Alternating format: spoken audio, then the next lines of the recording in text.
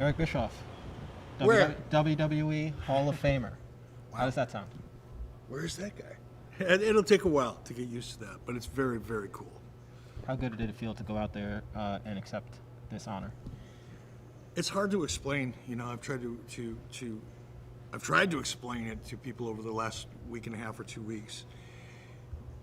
Once the reality set in, not the idea of being inducted, but the reality of being inducted.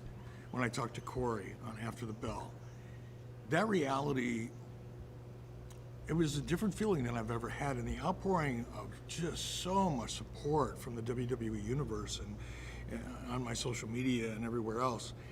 For a guy that spent 30 some odd years as a heel, it was a little bit unique to have people showing so much love and support. So it's just so hard to explain. It's like nothing I've ever experienced before, really. You talked about your journey to this point. On that journey, did you ever foresee this moment coming to fruition?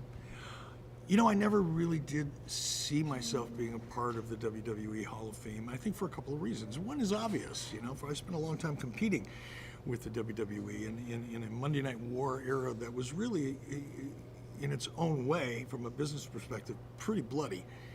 And then even coming to work for WWE as a talent, when that war was over, I just never put myself in that category of those giants that are part of the WWE Hall of Fame. I'm a fan of many of those people. I grew up watching many of those people. I was inspired, like RVD said, by many of those people. So it was really difficult for me to put myself kind of in their neighborhood, so to speak. I felt like I wasn't really worthy to be there. And I still feel that way, in a way.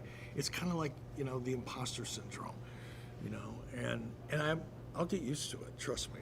But for right now, it's just a very new, very cool feeling. But to answer your question, no, I never thought it would happen. I'm sure plenty of moments over the past few weeks have been flying in your head, memories.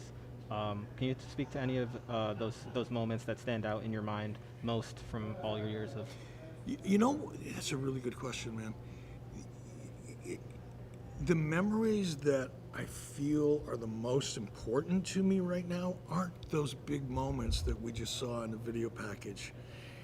It's the smaller moments, the conversations, the laughs, sometimes not laughs, but those smaller moments that have begun to reverberate in my head in a much different way than they've ever used to. And those smaller moments are the ones that I really value the most. Of course, I love the big moments that were part of television and some of the amazing things I got to do, wrestling Stone Cold Steve Austin in a pay-per-view being one of them, right?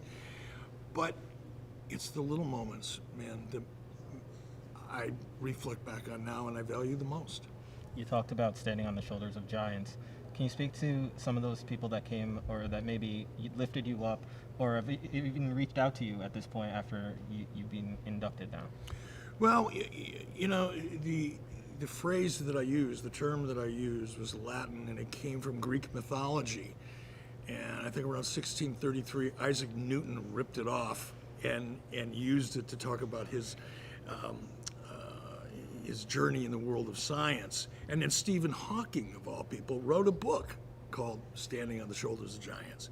But if you go back to Greek mythology and you learn where that phrase came from, it really is about an opportunity that the next generation of people have to learn from the experience and to benefit from the experience that those who came before them created. And for me, without question, it's Verne Gagne. I didn't drop any names in my Hall of Fame speech because I honestly felt bad about leaving out some. So rather than mentioning them all, I gave a nod to all of them as giants. But Verne Gagne certainly being one of them. Ted Turner, being another. And who's that other guy that runs a sports entertainment thing at Stanford? Oh yeah, that guy too.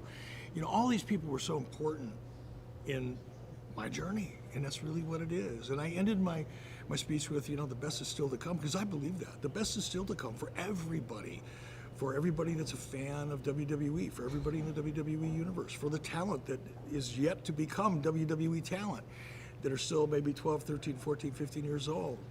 This is an amazing phenomenon. The WWE universe is an amazing, amazing phenomenon. And the best is still yet to come, and it's all because of the giants whose shoulders I got a chance to ride upon, and a lot of giants that I've never met. Well, thank you so much, and congratulations again. Thank you much.